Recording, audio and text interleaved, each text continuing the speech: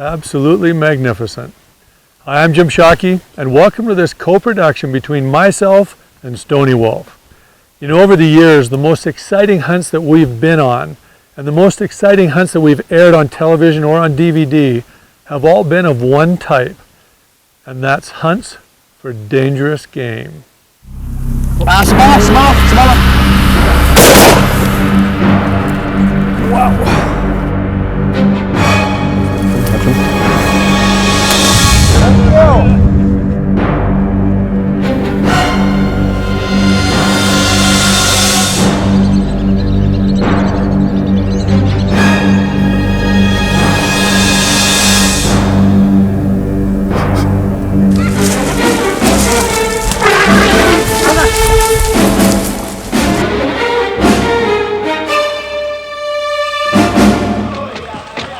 I booked the hunt for early July with Mike Fell of Danny McCallum Safaris in Tanzania.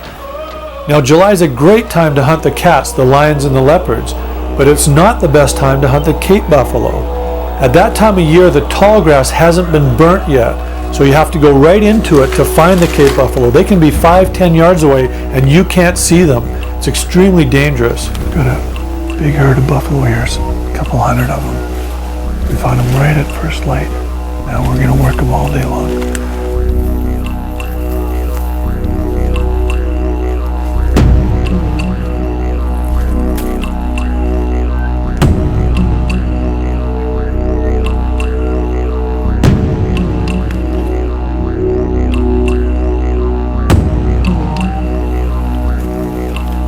The idea is to find a herd and follow it. That's the easy part in Danny McCallum's territory. The hard part is judging the animal you want to take. You don't want to take a bull with soft bosses. You want one with hard bosses. That's an old bull. The dangerous part of the hunt comes in when the herd takes off and an old cranky cow or bull hangs off to the side. If you don't see them, they'll come out of the bushes like a freight train and smoke you. Mike was constantly having to tell my cameraman, Cody Twinkle Toes Robbins, to keep up with us.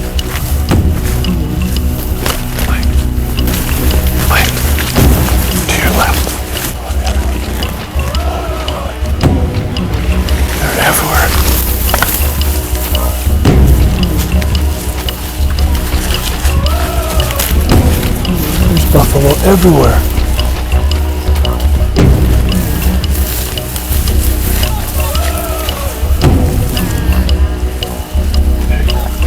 Buffalo everywhere. Come. All around us.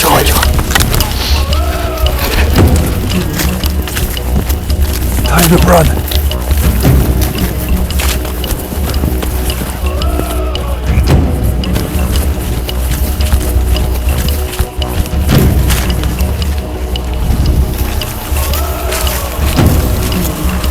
Okay, Cody.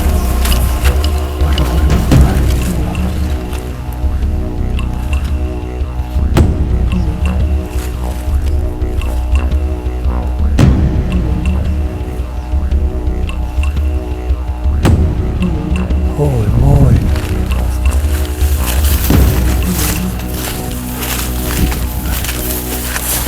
Cody, don't drop back like that.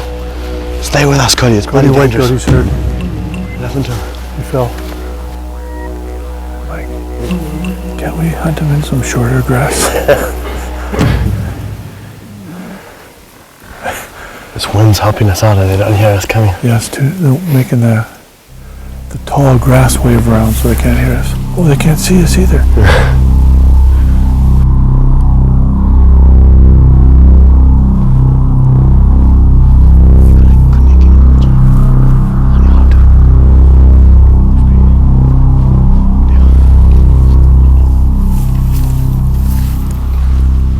Nice big herd, huh? Yeah.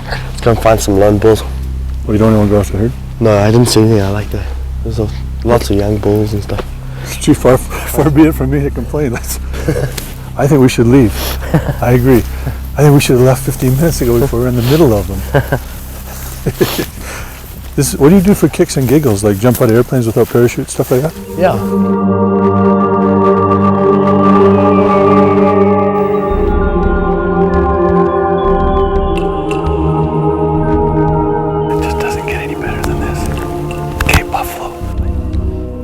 As far as that.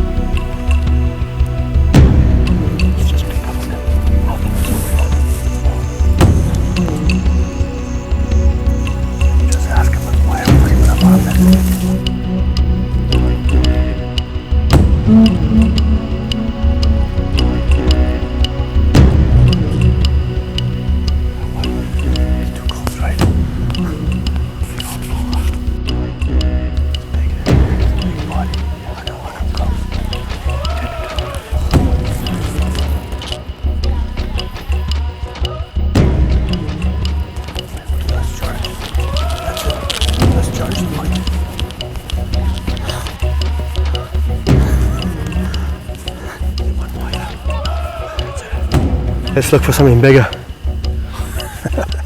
Those are pretty easy to shoot them, huh? Yeah, wide open. They just look like they look like you and me a little bit. Eh? That was scary. That is They went very far that away. is fun. Cape buffalo here in Tanzania. Close too, like 30 yards away. Oh my goodness sakes. My legs were all wobbly. Then you start running towards them. What's that all about? See how close we could get. Oh yeah. Do you see buffalo in the middle of the day like this sometimes? Oh yeah, very much so. You know, they come down to these little water holes to drink. Oh, is that right? Up into them. And we're looking for not a big herd. We're looking for smaller, like one or two animals. Solitary bulls, I think, would be better for what we need. Sultry bulls? Solitary. Oh, solitary. I think we'll have more joy. There are less eyes and less ears on those joy. old bulls. Yeah. More joy. These are colloquialisms from over here in Africa. I don't know what they mean, but I assume that more joy means this is going to be great. And great it turned out to be. Later that afternoon, we found exactly what we were looking for. An ancient old Dugga boy by himself. Even his tail had been ripped off by a lion at some point in his life. He was in a perfect position for a stalk. 40 yards. 25 mile close.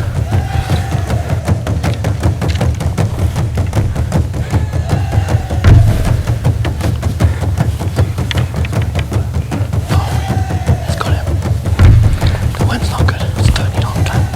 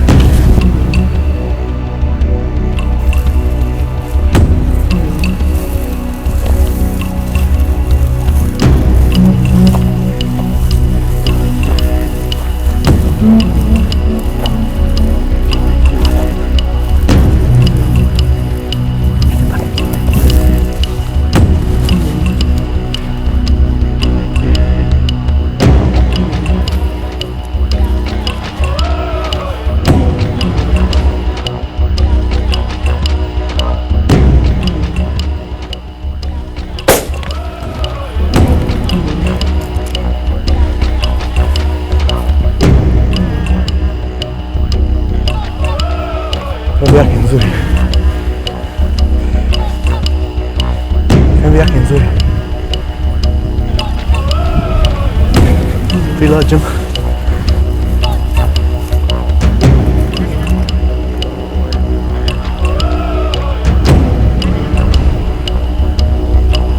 Big was it? Got nice ones there. I didn't see. Cape Buffalo bull. That was about 70 yards Ça fait oui. when we finally took the shot. I mean, it felt really good, but I couldn't see his legs, and I don't like that with the front leg. I can't see where to put the bullets. I'm guessing how far behind his neck. Now, I was darn sure I'd made a perfect shot through the lungs, and normally we'd leave that bull alone for an hour and then go in after him, but we were losing light. We had to make a choice. Leave him and go in the dark, or go in right now on the vehicle, and that's what we decided would be the safer thing to do. Mike and I stood on the back of the truck up top, and we were only 100 yards away from where I'd taken the first shot when we spotted the bull laying on his side with his head down. Ready, Yuma? Ready, Yuma? Submit, small. Ready, Yuma?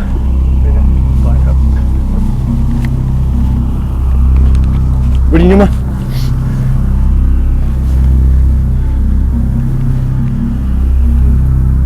Way up. Ready, Yuma? Ready, Yuma? Ready, Yuma? Ah, fata line here. Engage heavy. Ready, Yuma?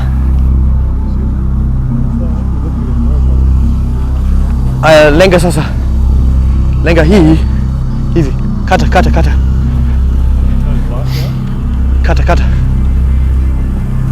Oyo. Yeah, it's dead. Ah, semala.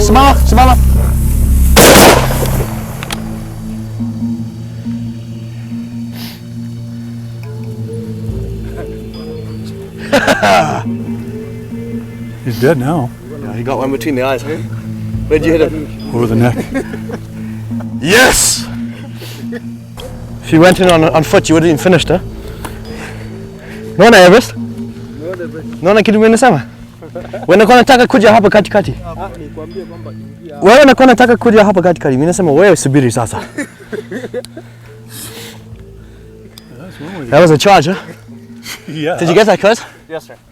Okay, he. Muzzleloader for this? I said, no thank you. I'll use the 375. 375 So you hit Weatherby. over his neck, huh?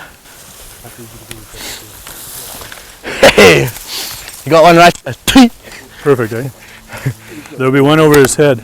Pembe yake nzuri. Big buffalo. Is it? Well, that's a little pure adrenaline hunting buffalo here in Tanzania with Mike Fell. My first shot was right through the lungs, high through the lungs. But the muzzleloader we gave him, we could have given him a lot more time, and then we wouldn't have had that problem. But in this country, if you wait another hour, then the light goes down. Then you got to come in here in the dark, and you're not positive of the shot. So he wanted to know exactly what was going on. Well, we found him. You would have hit the car nicely, huh? Thump. It's not about egos, it's about safety, and that's why we went in with the truck. You can go in on foot, but you're going to take a chance. On a much sadder note, a good friend of mine, Bob Fontana, was killed 2 days ago here in Tanzania by a Cape buffalo. And it's a dangerous thing to do.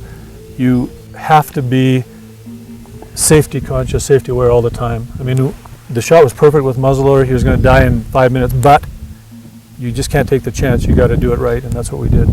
And it's not about ego. So this one's for Bobby. Great old bull. Nice old buffalo, huh? Well done, Jim.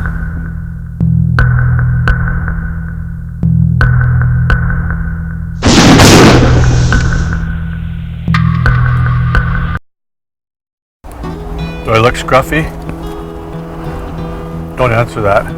We've been driving for, 36 hours to get up here to northern BC. I could have taken an airplane right into the local airport, but I way prefer to drive, believe it or not. I have more flexibility. I can get in, get out when I want to get in and out. If we get done early, I can get home early, which is kind of nice. And you get to see so much more of the country when you're driving. When the airplane at 30,000 feet, it's pretty, but you're not touching it. Beautiful scenery aside, I had a very good reason for driving that far to get where I was going. Two reasons, actually. Alan Bolin and Spike Lewis, the two young gun outfitters who are double-handedly rewriting the Mountain Goat record books.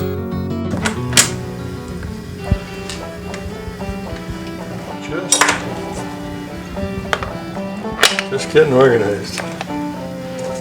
We just arrived. We're going to go spotting some goats hopefully this afternoon. Mike has got probably the best goat area in British Columbia, actually. Perfecto.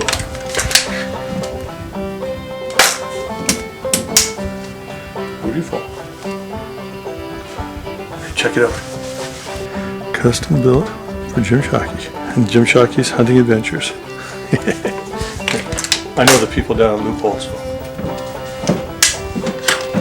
One of the main reasons that Alan and Spike are such successful mountain goat outfitters is that they work hard at it.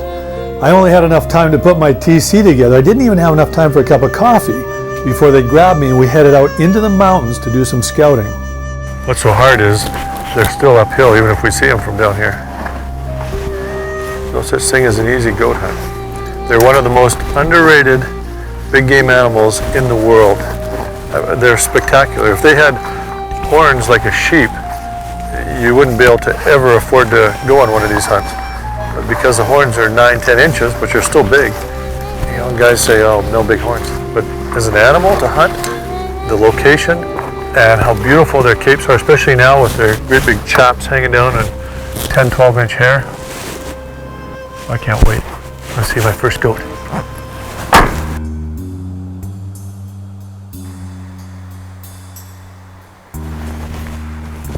There you go. That's our first goat of the hunt. It's a nanny up on the rocks.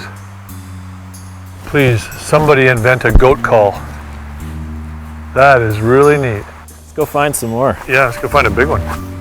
These are great for edging. They've got the old style, they use the tubes to edge. These actually have claws going into an ice. They'll get really good traction. Oh, I see what they. Yeah, because we're going to be on these icy cliffs. These goats are precarious. Oh, no. Precarious positions. Let me explain to you where I'm going to be. Okay? You say, "Hey Jim, are you okay? Way down there," and I'll go, "Yeah, I'm okay." I'm not calling up anything that requires these. Jeez.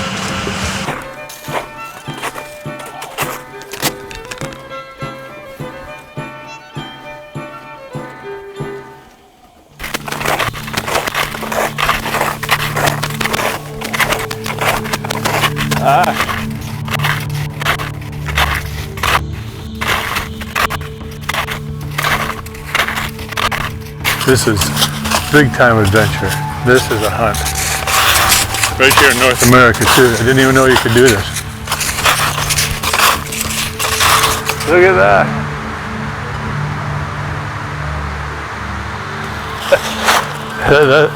That's a mountain moose. Living in the goat country. Crazy. That is wild. The wolves must be harassing her because she's pretty spooky.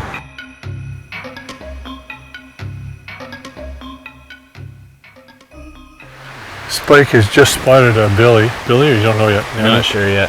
No, just a single The goat. point is it's low on the slope, so it's really big no matter what it is. And if it's below us, it's world's record. For sure. Yeah, I There's guarantee no doubt that. about it. Personally guarantee that. So a good goat, just not a great world-class goat. Well, he's world-class, he's just not what we're looking for. Big goat, but not big enough. I'm so disappointed I couldn't crawl right up there and go get him. I bet. Thank you, I'm going Lord. up there anyway. Oh, is that right, eh? Yeah. Yeah.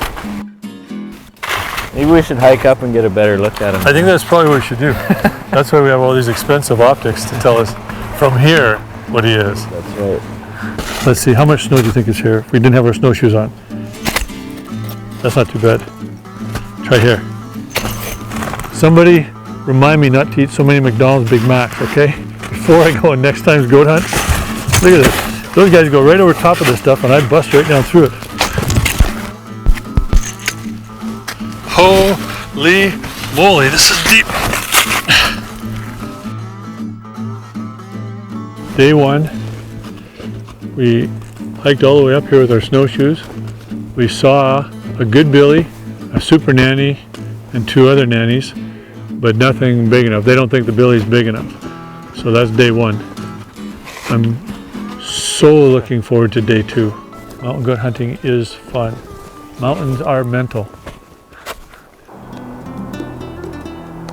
in my opinion, I think that he would, he'd go where we want him to go. No, no.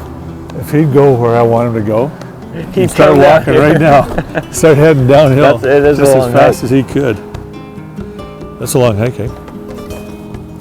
Well, thank goodness it's nice, easy walking. No snow, anything like that.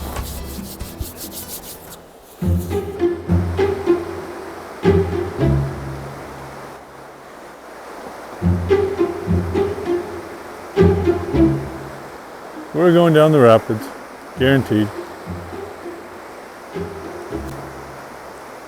We're going swimming. I know we're going swimming. Just before we climb the mountain in this bitter cold weather, we're gonna go swimming. Good thing the snow's not too deep. I said earlier that part of the reason for Alan's and Spike's success as outfitters is that they work so hard at it. But it's more than that. It's, pardon my Latin, abstenta descendo, which I believe means let no obstacle stand in the way. Okay. Good job. That's where the goats are, right up there. And that's about a 6-hour hike, if everything goes right. Or I should say it's a 6-hour hike when you're not almost 50. All right, Time to go. time to go. You don't want to reconsider, right? On about 5 o'clock, I might wish we did, but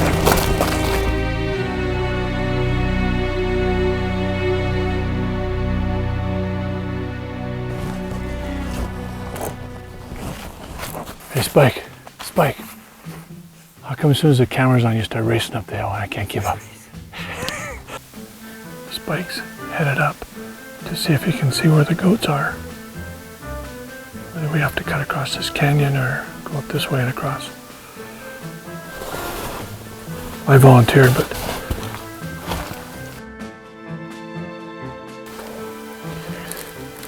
my hands are still dry. I can go down and do dishes for everybody after.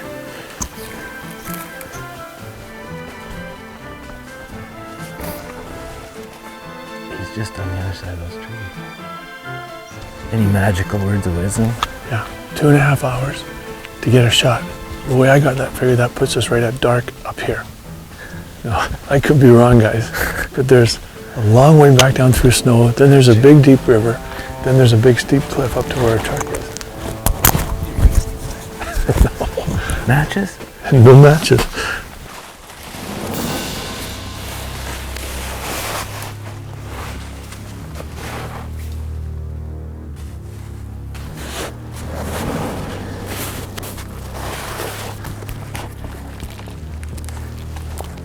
Wow.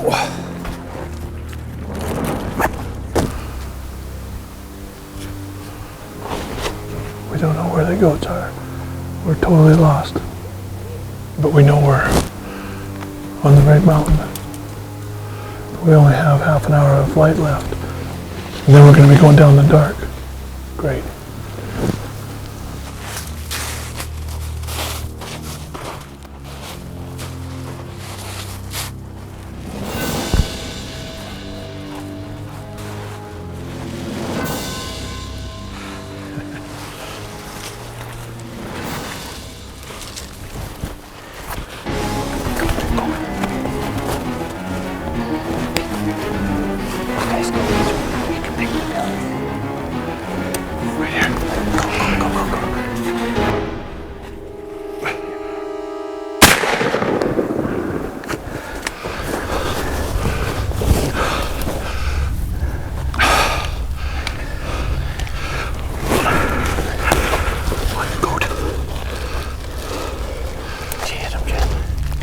Unless I had twigs, I could have.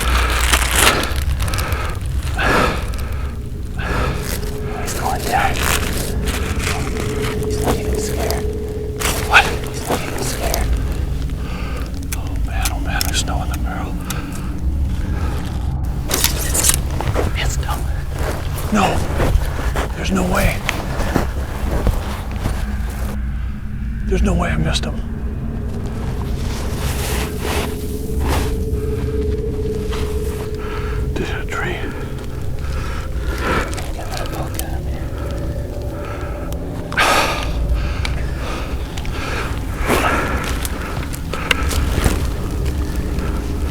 Which one is he?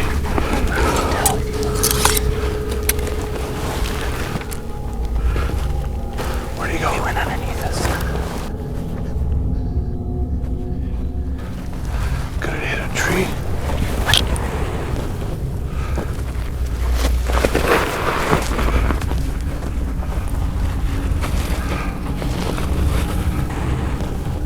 That's not him.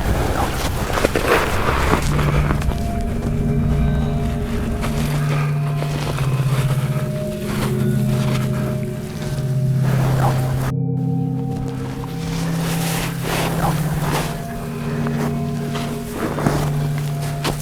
You saw him walk down? Do you look hit? Must have hit a tree or something.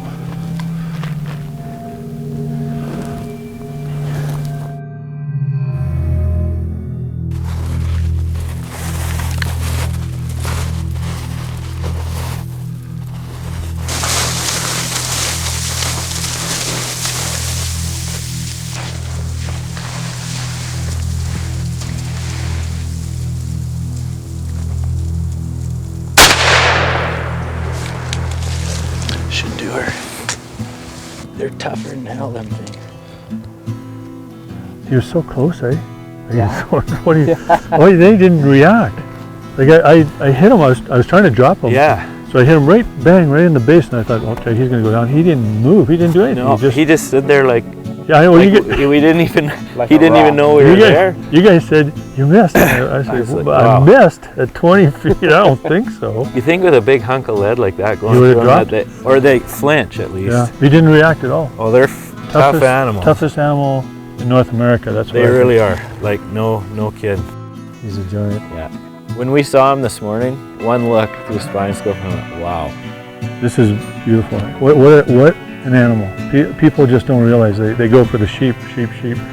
These are I think the ultimate mountain animal in North America. You know, sheep are wonderful because they have bigger horns. Yeah. But look at it. I got news for you, Jim. It's getting late, and I think you're gonna have to come back here tomorrow. One last time. I was really worried about that. This is a hunt.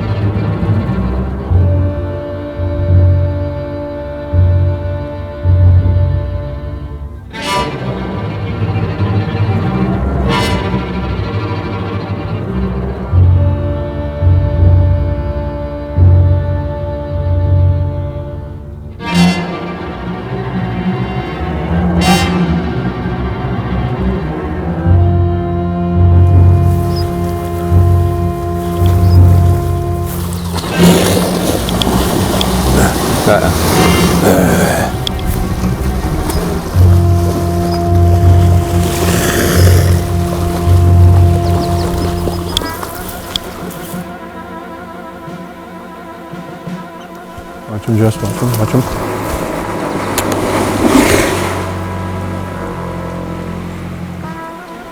Holy. He's gonna come all the way in. He's getting ready, Jess. Here he comes. Yep.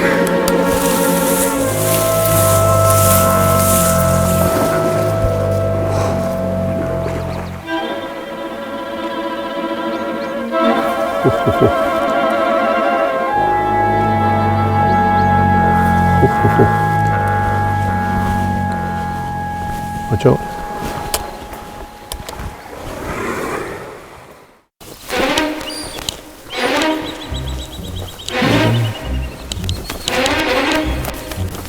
This bird's an African jacana.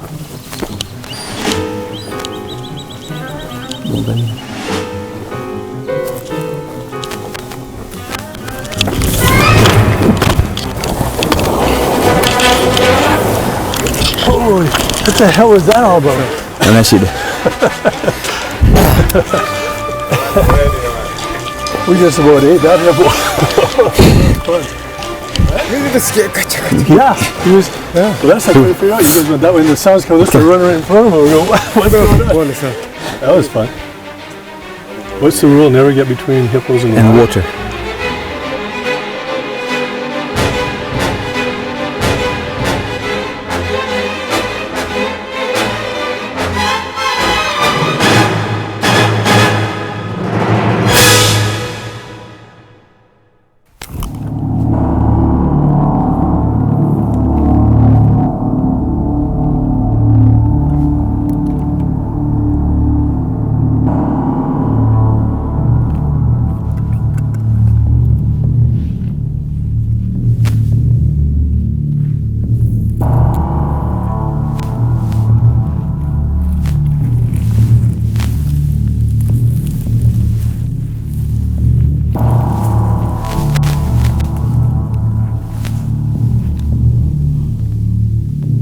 Are you on him, Jess?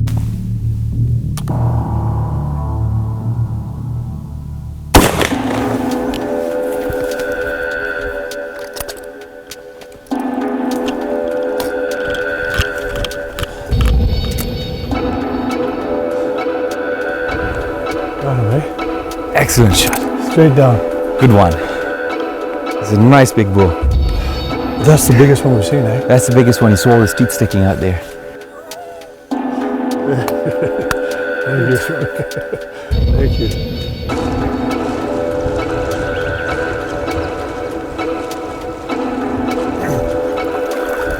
Look at that. That's some. Look at the size of him. Look at the size of this hippo. That's got to be the biggest hippo on the planet, I swear.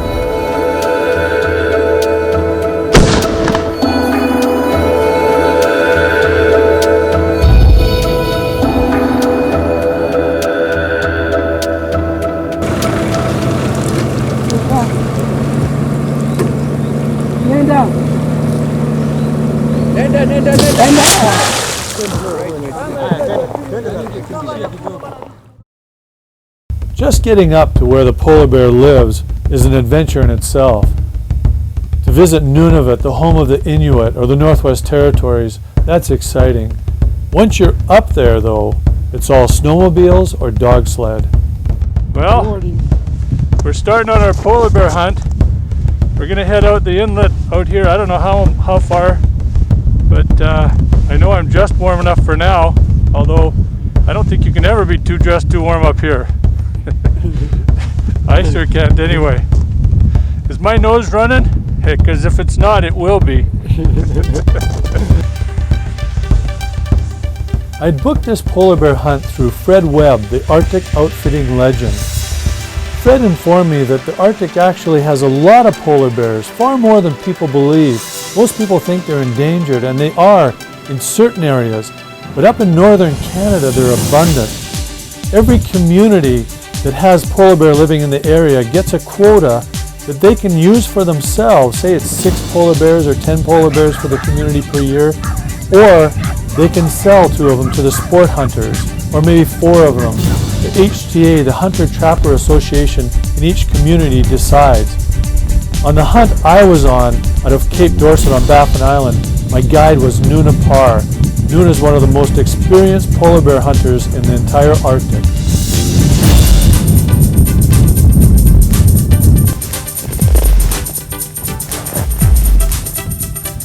It's a 7-foot bear. It's just standing over there about 400 yards away. It's not big enough, but this is the first day. We just barely got here. That's incredible. We just driving in, here's the tracks.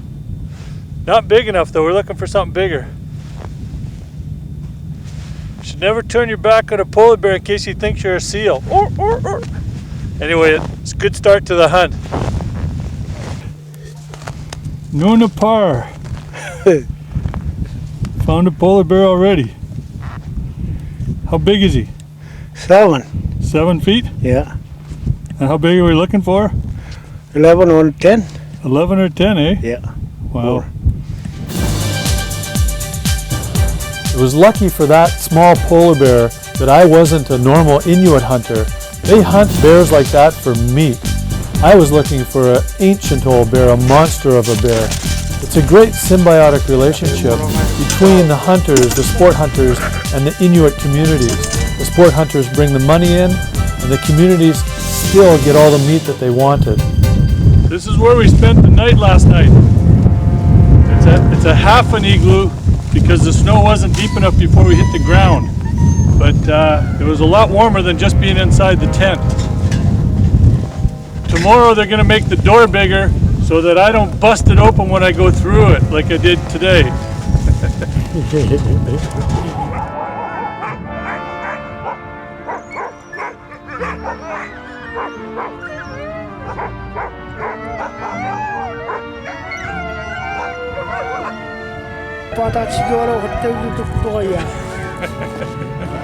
I don't know what Nuna said, but I think he's laughing at the Kabluna guy with the big feet.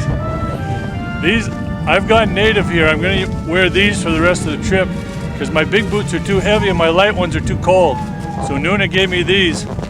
They're caribou, double lined, fur inside, fur outside, and they're so incredibly light. I can run right behind the dog sled. Nuna, we don't need the dog sled. I'll just run behind you today, okay? Until they start sliding off and they get about this long at the bottom like they did yesterday. But they're the best things for up in this snowy conditions, cold. Nuna says they're good to 100 below. My feet are only good to about 40 below, so there's 60-degree difference there, but still, they're a lot better than what I brought, the high-tech stuff.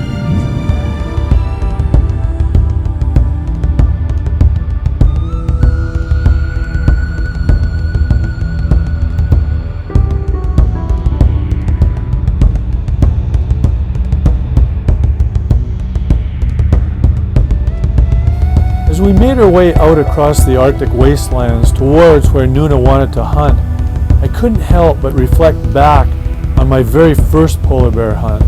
On that hunt, we'd actually crossed the Melville Peninsula just south of Igloolik. We were headed for the Gulf of Boothia. We were looking for the flow edge, the pack ice, the place where the ice actually cracks as the tides go up and down and the wind blows the pack ice in and out. Along there you'll find the seals and the seal blowholes, and of course that's where you'll find the polar bear. It was a brutal hunt, an early hunt in the middle of winter. The sun barely rose above the horizon at the middle of the day. It was so cold. I remember hurting because it was so cold. We were looking for polar bear tracks. That's the idea when you're hunting the polar bear. Find the tracks and follow them. But when you're hunting polar bear, you have to remember you too are the hunted. You are not the top of the food chain when you're up there. The polar bears will smell you, and they will come towards you, and they will kill you. Make no mistake. They will hunt you down and kill you. When you're in a camp, you always have to be aware that there could be a polar bear coming in. On that hunt, a bear did come in, our worst nightmare, a bear that wouldn't leave.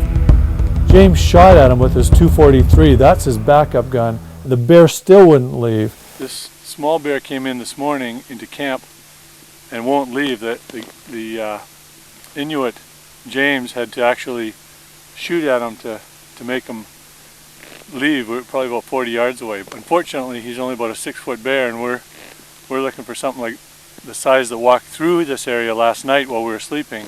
He's probably closer to a 9-foot bear, 8.5, 9 foot. It's a nice little boar, but he's not big enough. Unfortunately, after 13 days on the ice, I have to turn it down. That hurts. Hurts is right. I was on the ice for 10 more days looking for polar bears, and we never did find another one. I never did get a bear on that hunt, 23 days in total. But I learned just how dangerous these animals can be when they come into camp and they don't want to leave. You never, ever take a polar bear that comes into your camp for granted.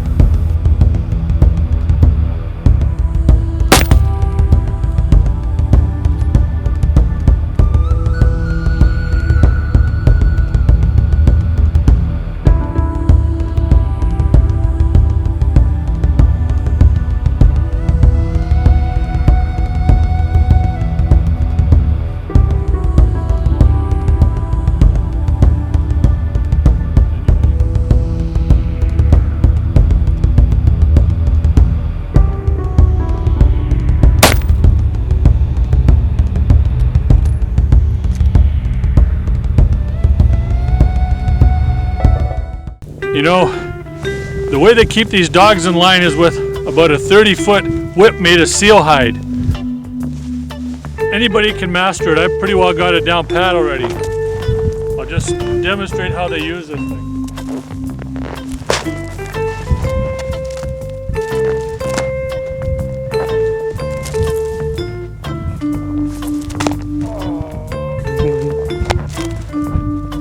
I can do it better.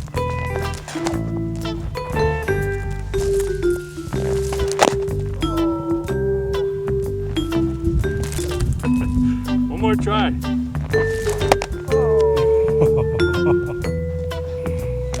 think we'll leave the whipping up to them.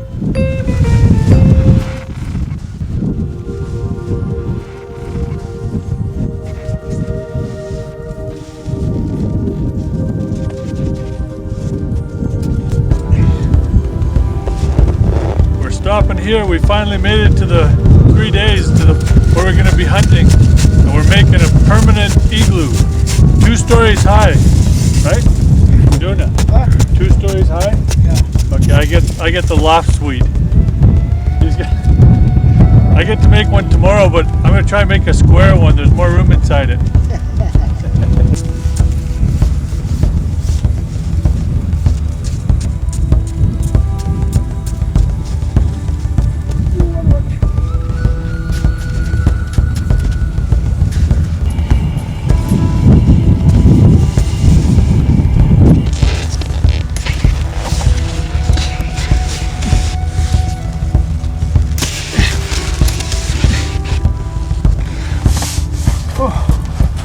Nuna.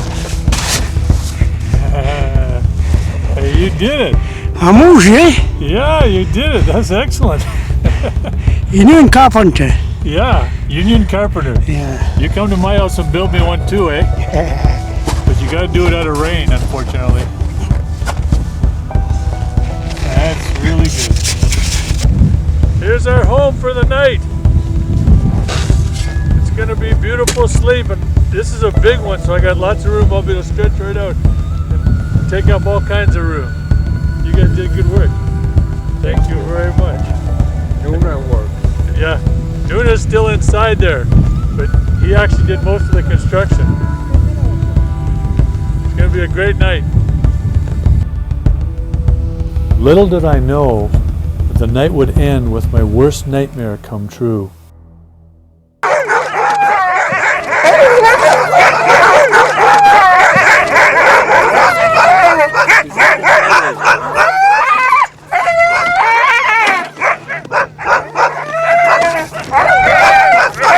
Get me in it too wide.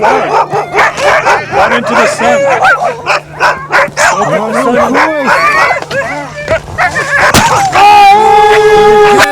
Keep it. Oh no, you didn't have it on? No. Jim! What? Where's he, Jim? And Juak! He's right in camp. Big one. Yeah. I told you last night. Yeah, you said. He's coming from down here. Yeah, he came. That was. Yeah. Were you scared? No. You weren't scared? I was scared to death. Yeah. I was scared to death. Yeah. You guys, I was sound asleep. I was sound asleep, and all of a sudden, oh yeah. Quick. I said, Bear, and I said, where? And they said, whoa, he was right beside he was right beside the igloo. I was right on the outside edge. They told me, they said, quick. And they grabbed me away from the edge because they thought the bear was going to whap through the igloo and get me, and I was half asleep. They were just making coffee this morning. So I loaded up, and they started punching holes, like cutting with a saw, holes in the side of the igloo. And I mean, they say, where? I look, and it's just white, like right here against the side of the hole. And they said, shoot. And I gotta load it. It's not even loaded. So I'm loading the bear. Walked right around the whole igloo, right over to the Comatic with the walrus meat in it for the dogs, and was standing at about 20 feet at that point from the igloo. And they were saying, shoot, but all I could see was the bear's head. We got photographs of it, but I couldn't shoot it with a muzzler. What are you gonna do? So I got out, and actually grabbed the video camera and got Petulek to start running it, and I got out there and shot him sort of in the back of the neck, and down he went. That was pretty wild. They said he's going to come straight from the south because all the lions in the igloo were all lined up in a row, and the blocks all lined up accidentally. They said that's the way the bear's going to come, and that's exactly the way the bear did come, straight from there. He's huge. He's Anajuk. Nanuk Anajuk means the big one. What a hunt. What a hunt. Well, Anajuk, the big one. The big adventure, biggest adventure you can have in North America is polar bear hunting up here in the Arctic. Fantastic hunt. Hey Nuna, my guide, quick, get my guide. Come. Thank you. Hey, look, sit here, get down here, right down here. Nuna, my guide, he said, polar bear come from the south. Polar bear came from the south. Ay, ay, ay, ay, ay. What a hunt, fantastic adventure. If you get a chance, you gotta try it. 15 feet.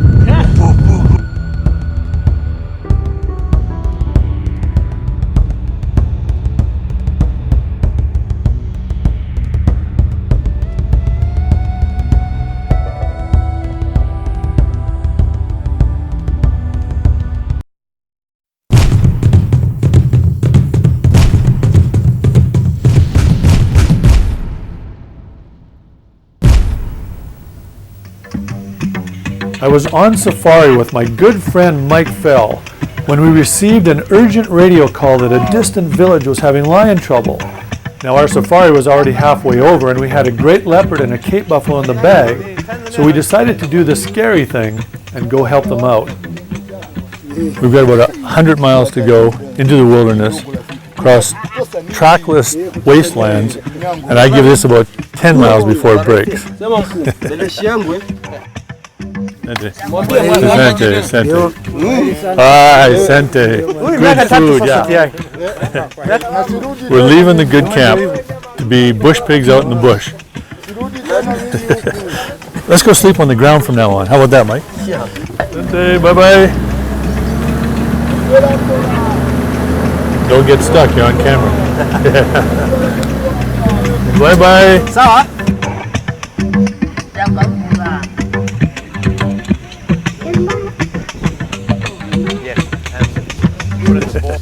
The hitch didn't break, but we already have a flat tire. We're loaded down pretty heavy. Part of the adventure. Hey Mike? Yeah? Do you want me to just lift up the back here?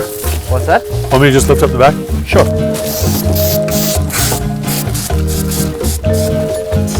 Oh shit. That's like poison crap, you know? Just trying to get rid of the teeth lights. Tufuate njia zamani.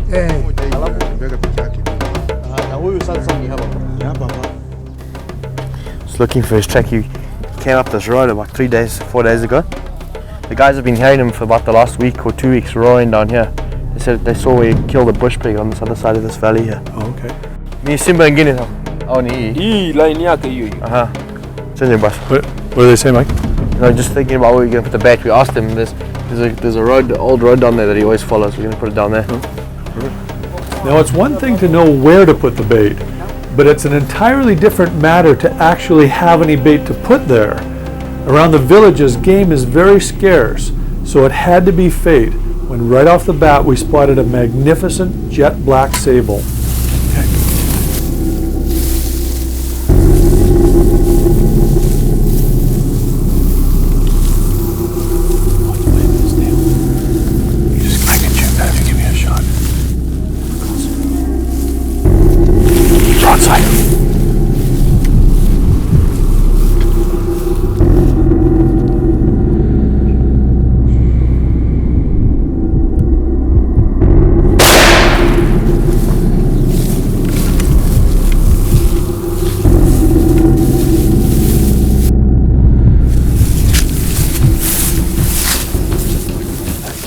So we got him. Got him. Good shot.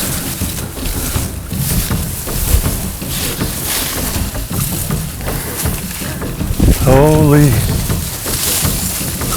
Nzuri. Nice, huh? He's big. We needed a bag too, didn't we? He's big. Yeah.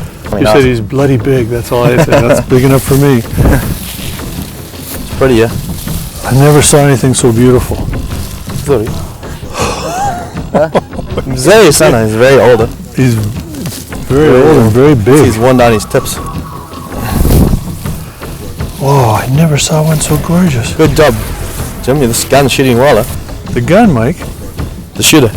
I was worried I made a bad shot. Where I was aiming, he should have gone straight down. Tough animal. Eh?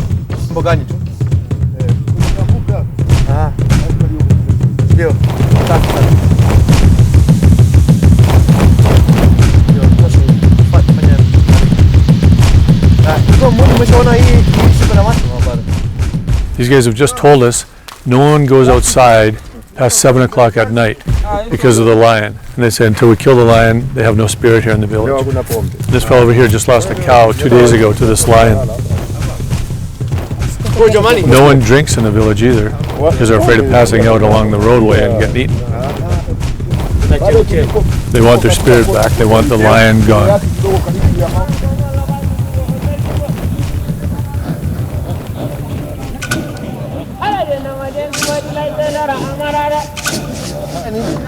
Za siku? Ah, salama tu ipo. Tunafika leo.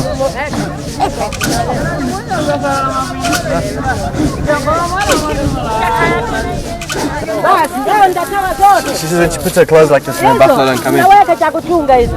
Ndio, lakini toa, wacha wanakuja. And the lion came and took her clothes? She's gonna show us where a lion came up to her house. Jeez. You're kidding me. Look at this. Look at this, Coach. There's the Simba tribe with big fingers like that. Lion came out today in the middle of the day and took her clothes.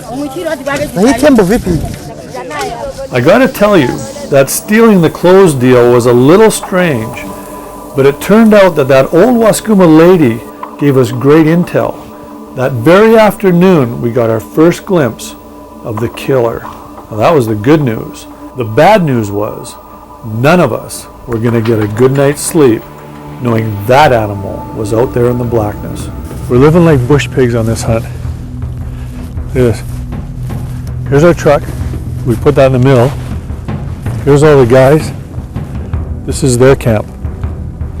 Everybody's already pretty much asleep. We don't want to wake them up. Isn't that something? Come on. This is our side of the camp over here. Here's what's left of our dinner. We had roast sable tonight, barbecued sable. And look at this. Here's our beds. Here's wake up. There's my brave PH. Look at him. Sound asleep. Nice bed. He took the softest spot on the whole bed. Even got a hood cover, for goodness sakes. He's got his 460 in case we get into a pickle tonight with a lion or a tiger or something dangerous. And look what I got. Here's my bed. I have my camera case for my pillow, and I got my Thompson Center in case Mike can't handle whatever problems we have with the elephants or the lions or the tigers. Okay? I'll take care of Mike, don't worry. What a camp. I'm just gonna lay down and go to sleep now. Yep, this is close to heaven as a guy will get. Have a good sleep.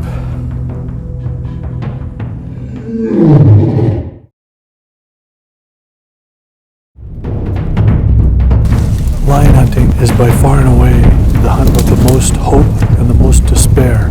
So now we finally got a lion on this bait, and I'm trying to control the hope, but I'm so worried that it won't work out. And that's the despair part that I'm trying to avoid.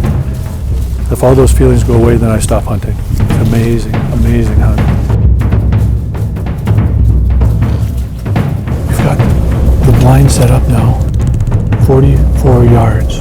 So I can't mess that shot up. I don't think. Oh, touch wood or somebody give me a piece of wood. There. He'll be very close. I'm gonna be solid like a rock. I'm not gonna be nervous.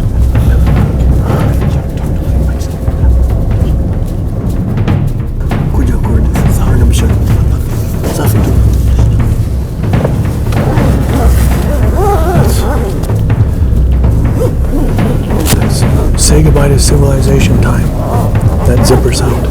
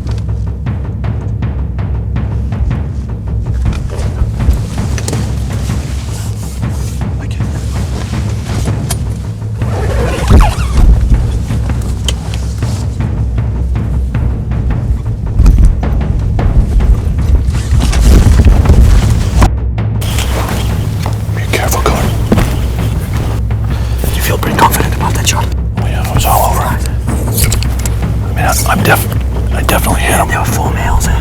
4 males, 1 female. One female, yeah.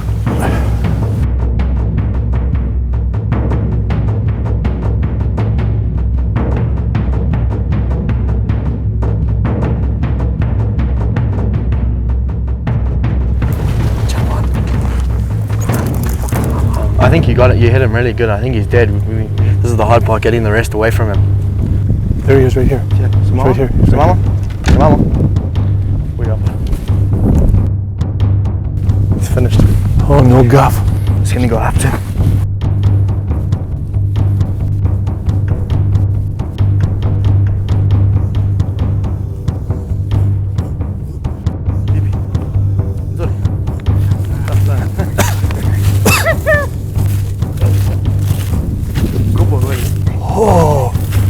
kubwa. Oh my goodness. Look at the size of him. Hey, Congratulations. hey, thank Fantastic old lion. He hasn't even got any teeth you. left. They're all yellow and worn right No off. wonder he's causing so many problems in the village. So that's the killer, right? Killer of the cucumber. Look at the size of this thing. We did it, Jimmy. Mike, no guff, thank you. It's the killer of the cucumber, the lion that has been terrorizing the village. We finally got him. He's ancient, probably 15 years old. He wouldn't have lasted another couple years anyway. Fantastic hunt with Mike Fell, the Catman, and Danny McCallum Safaris here in Tanzania. It does not get more exciting. It's despair and hope, hope and despair. Unbelievable hunt. You got to try it someday. Fantastic. Thank you, Mike. Pleasure, well done, Jim. You did a good job.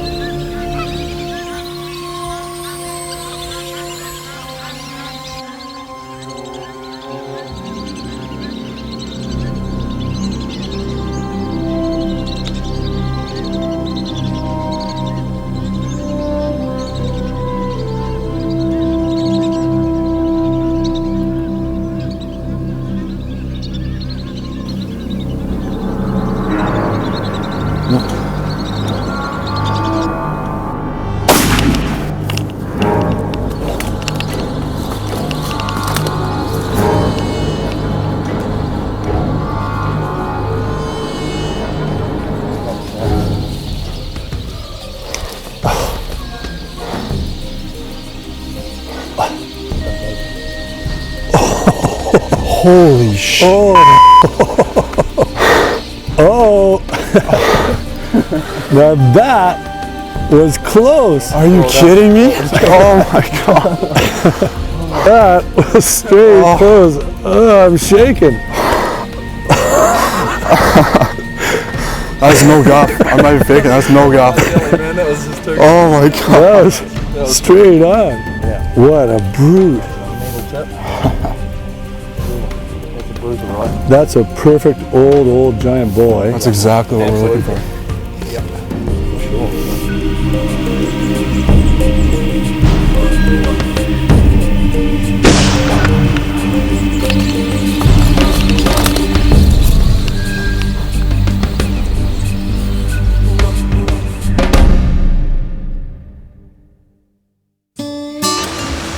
Is that Mike Schreiber? Does that look like a Mike Schreiber to you? Yep. This looks like a Frank Wicklider. And this, I think he'll have a good gun. We should just take it. what is it? Your luggage didn't show up. Oh yeah. Look at this. Beautiful or what? But I want to get you guys out in the boat. So is that possible? Didn't bring hip waders. I have. Okay. Whatever you want to do. I'm good to go. I think if we get out in the boat, I've been, you know, sometimes you just get a feeling. Yes, you have that loving feeling. Good. But see, there's a lot of egos involved out here. Like the guides are all gonna want to get the biggest bears, and I think I can go get the biggest bears. All right. Yeah, so we'll try. Now I fancy myself to be a bit of a golfer, and you may not know this, but there's a lot of professional golfers that are also hunters. Frank Licklider is one of them. He's a hunter, and he's proud to stand up and say so. You know, the anticipation of a hunt is half the enjoyment, or maybe even more than that. And you know, driving out, you know, always asking questions and, you know, trying to get a feel for what Jim's thinking. And, you know, we get out on the boat and we get out on the water, and just the views are unbelievable. You can't imagine how pretty it is.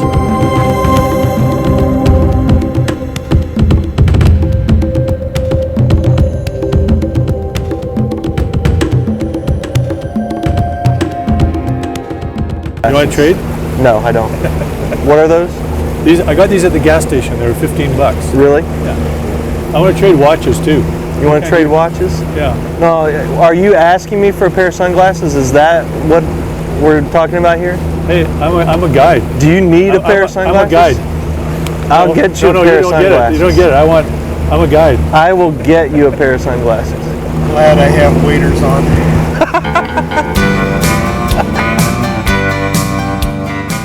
Whenever I'm out in the boat in my territory, I always make sure there's enough time to stop and do a little gathering for dinner. The rocks in the open ocean are covered in gooseneck barnacles and blue mussels and California mussels. And in the intertidal zone, there's sea urchins and sea cucumbers. These are all delicacies you'd pay a fortune for in any restaurant that serves really weird meals. That's pretty good, boy. And these are mussels. Those are mussels, yeah. Mussels is an oyster. Mussels, mussel. You missed that? Oh. How did But he missed it? you think? There you go. videoing him for like 2 minutes, and then he said he had to steam him. That's good. Oh, we're gonna eat like kings tonight, boys. Well, I'm glad you're happy. We're not going to starve. Kings eat crab. That's all I know is kings eat crab. These gooseneck Barney Fifes, I don't know. Dig in, buddy. Those are good. I like. Look at that. Have lunch, Mike. You Let tell me me. get back to you on that. Look at that. That is a beauty.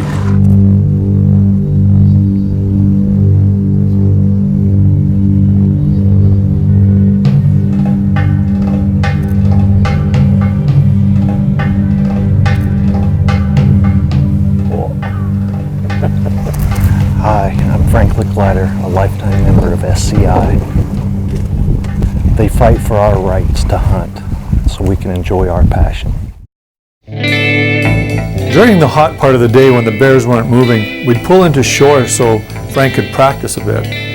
I was trying to help him out. I thought I noticed a bit of a hitch right at the top of his swing. Jim Shockey's great hunting adventures with Jim Shockey's hunting.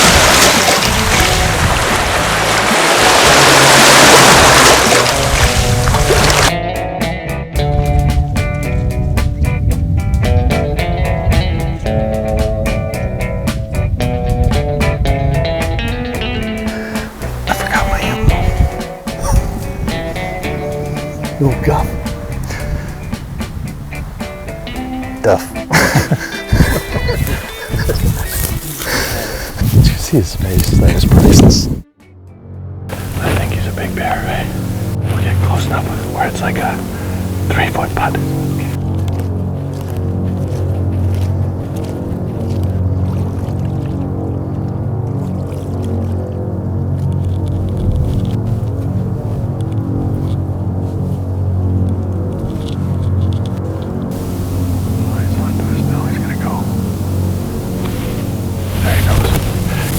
Shooting position.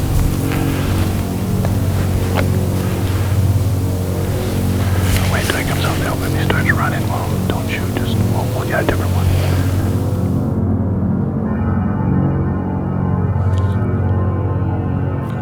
Oh, here comes another bear. There's another bear off to the right.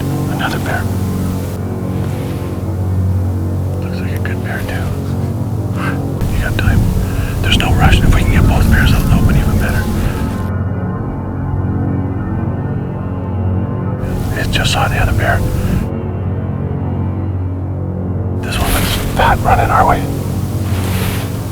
Oh, that's a big fat bear.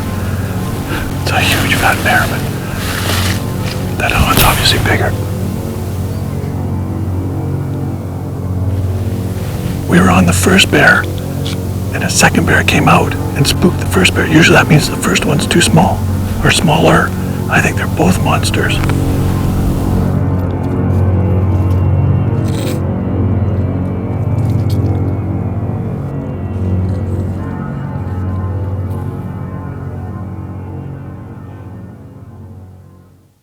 You just got your bear hunt, your bear stock ruined because of too many bears.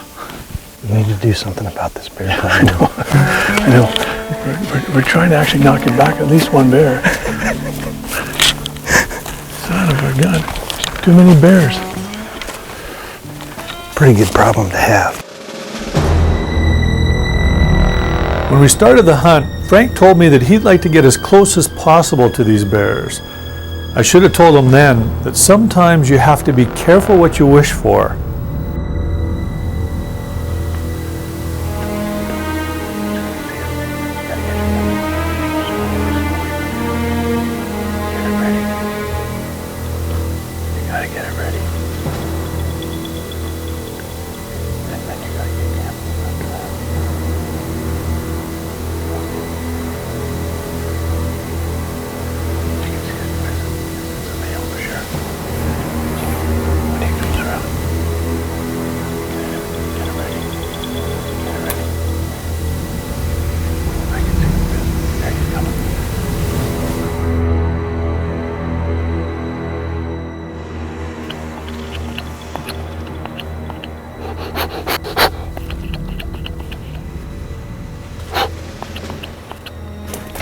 I thought for sure he was going to come down that little opening.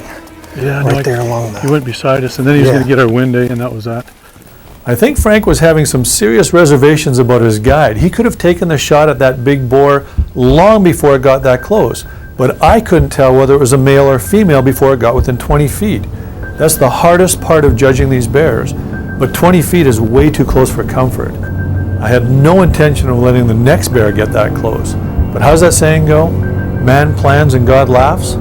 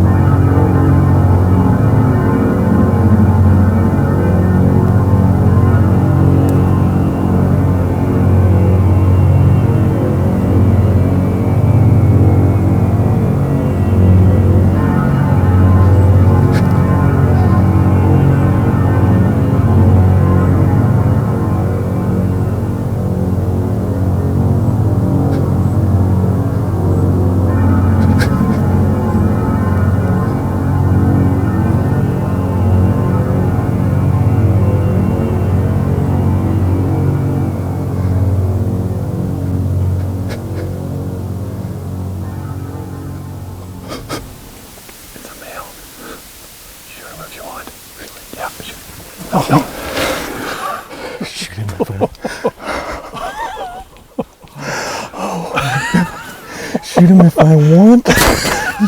Shoot him if I want. Yeah. I wasn't sure it was a male. Oh. When he stood up.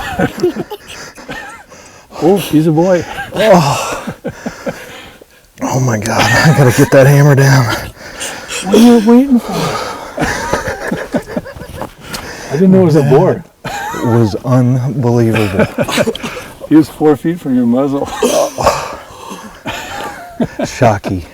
That was a thing of beauty right there. Is that cool or what? Oh my God. I didn't know it was a male. If I didn't know it was a male, I'd said shoot him now. But I didn't want him, if it was a female, I didn't want him dead. So. Oh, Bubba, God, that was Susan stood up and I incredible. went like this and went, oh, it's a boy. Shoot. That was unbelievable. That was intense. When he stood up, and I was just looking at that white patch on his chest because I thought it was real little, and all of a sudden it was, you know, it was like that big. Oh, I mean, when he stood up, what was he, 7 feet? To you, to me, is about 20 feet taller. And oh my God. He just came right in. That was awesome. Both of us are shaking, eh? Yeah. Yeah. Well, you know, I'm like letting. What you're kind of like shot are you letting- waiting for? I don't think our hearts could have taken another close encounter of the black, furry, dangerous kind. So thank goodness the next bear we found was a giant among giants. The instant I saw him, I knew he was a big, big boar. What a brute. Oh my gosh. Look at this. He's all scarred up. He's been fighting.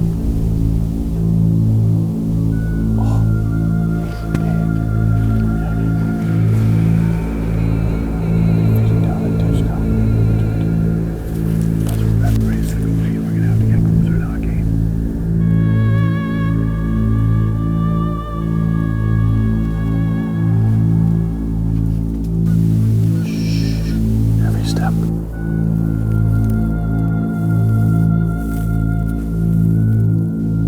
Just in case, get yourself in a sitting position right now.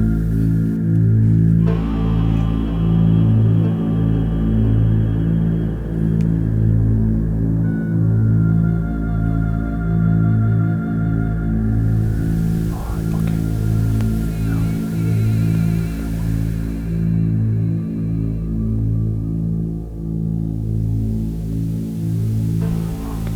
Are you steady? You're gonna have to shoot him. Just wait. There it comes. There you go. Take your shot. Take your shot. He's gonna go. There you go. Shoot.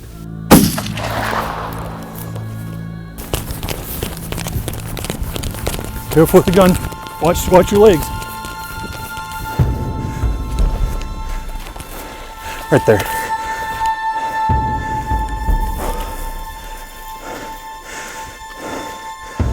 Holy. That's massive. He's He's a absolutely 500 gorgeous. pound bear. 500 pounds. Look at the fighting. That is huge, Jim. Thank you. Tell you, Bubba, that's the best hunting experience of my life. Really? No guff. No guff? Thanks. That was fantastic.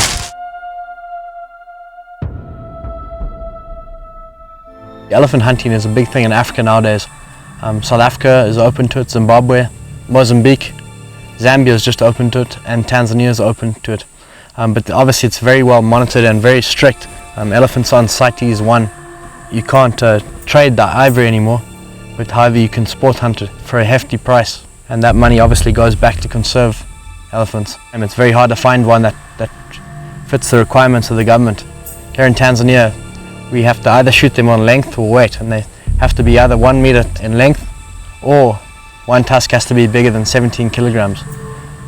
So you want about 38 pounds. It's very well regulated and monitored, and it's very difficult to find a big elephant these days. You see a lot of tracks, so that's normally the way we hunt them, is you just pick up a fresh track on the road when you're driving in the morning. If you see a track by a salt lick or a water hole or something, you pick it up, but often you'll just bump into them too, and then you just stalk them. You know, sometimes the wind might be wrong and they run away. You just track them and catch up with them. So it's pretty fun. Sometimes you bump into them from really close, you'd be surprised. It takes a lot of studying elephant skulls and understanding their anatomy to make the shot. Definitely isn't anything for any amateur just to go ahead and do. It's a lot of hard work. They say you'll walk a mile for every half a pound of ivory you get. So nothing easy about elephant hunting.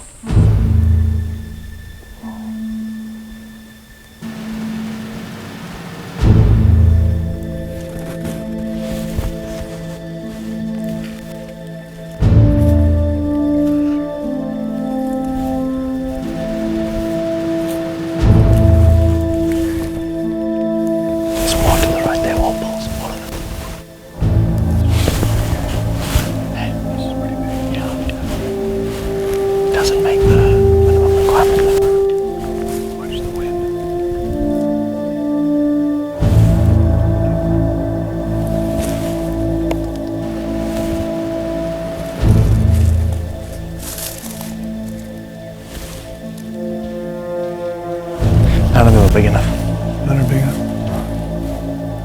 All bulls though. Those ones got a wind a bit earlier. See the one turning facing? Yeah.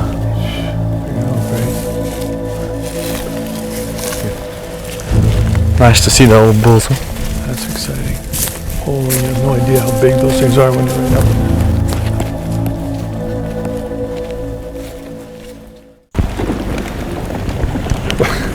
What's this? First rains of the season, huh? Is this the start of the rainy season right now? Right now.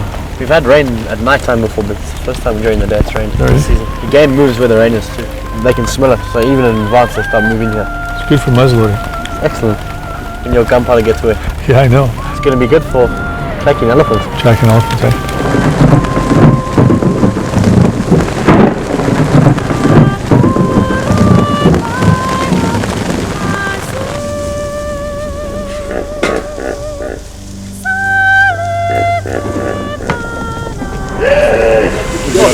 Bike camp set up. We'll be sleeping under the stars. It's the rainy season starting, eh? And we got hammered. That's why everything's hanging up. We got soaked.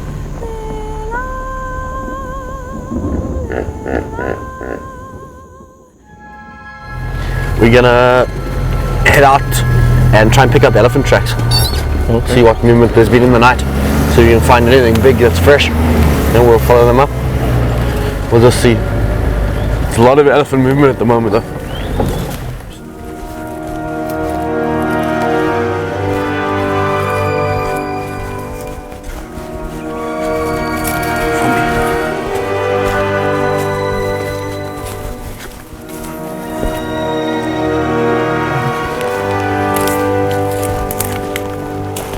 How many elephants is that? How many elephants is that today?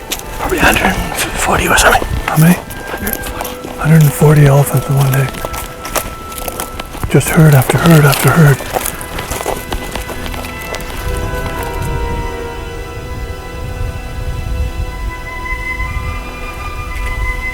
That one behind there. One that's just behind there. That's not it, babe.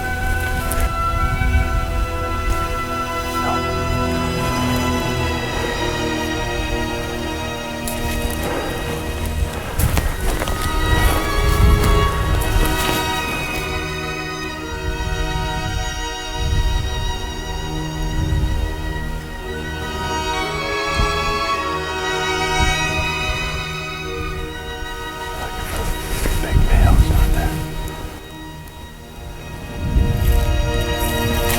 Exit stage right. Out of sight. One with its ears open is big trouble. Not there. You gotta be so careful in a herd with cows and young bulls because they're bad news. Often you'll get very close to a car that might have a calf or a young male, and they're very nervous animals, neurotic animals, and they charge very easily. You know, and not comfortable being around a human at all. So it can get very dangerous at times. You've always got to take it slowly and watch the wind, and you know, try not to make a situation happen. But sometimes you can't help it. You've still got to hunt the elephant. Cha cha cha cha cha.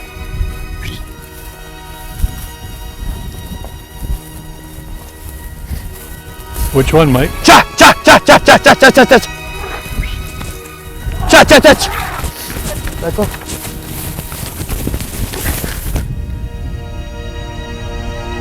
Oh, what is this again? Kwenda wewe.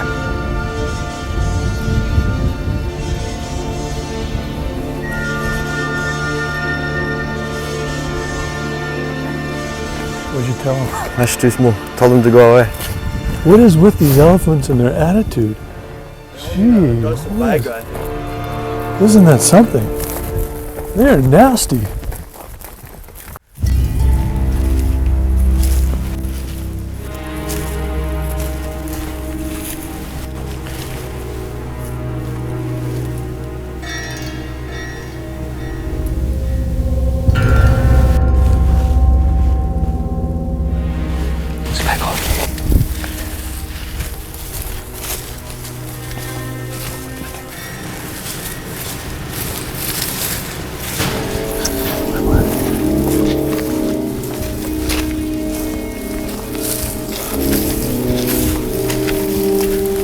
big enough.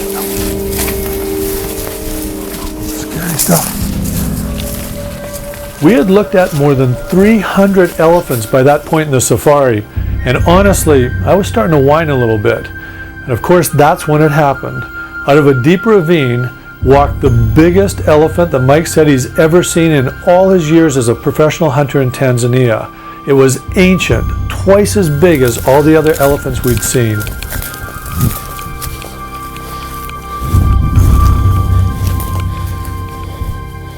There he is, Jim. That one there, there's more to the right. He's the shooter, we can shoot him.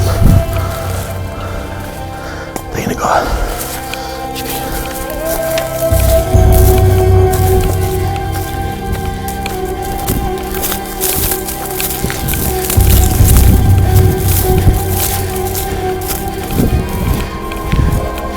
Come quickly, come quickly.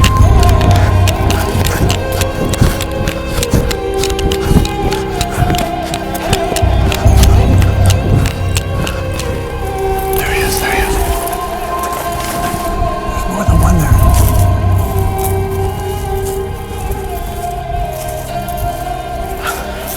Beautiful. Beautiful elephant. Kubwa kabisa.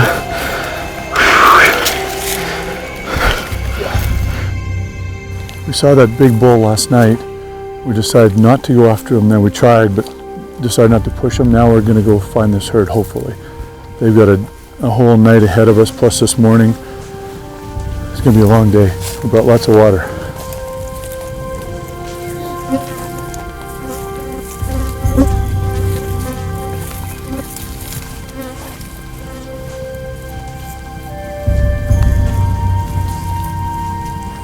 Remind me to come elephant hunting with Mike Fell ever again. Hey Mike, how far have we walked today? 17 miles in blistering heat, 6 hours and 30 minutes straight. If we could find an elephant, that'd be better. We tracked the herd for 2 more hours before we finally caught up to them. But there was a major problem. The entire herd was stretched out down in the shadows of a deep kurungwa, a ravine. And the only way we could get close enough to find out which was the big bull was to enter the danger zone.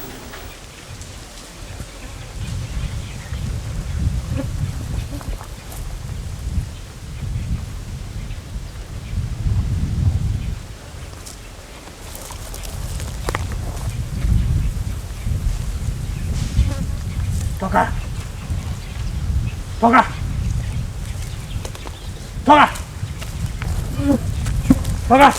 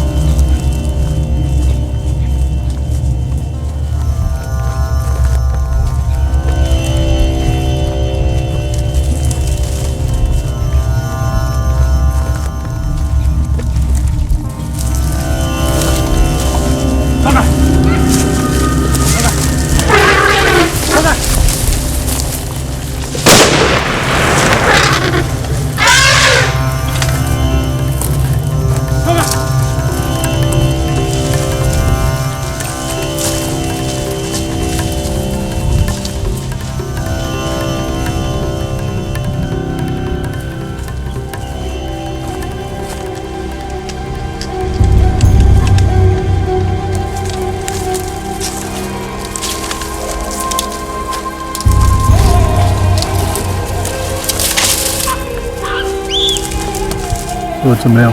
Yeah. It was a really sad moment for all of us. It wasn't the bull that we were after, but Mike had no choice. It was either that bull or us. And ethically too, I had no choice. My hunt was over.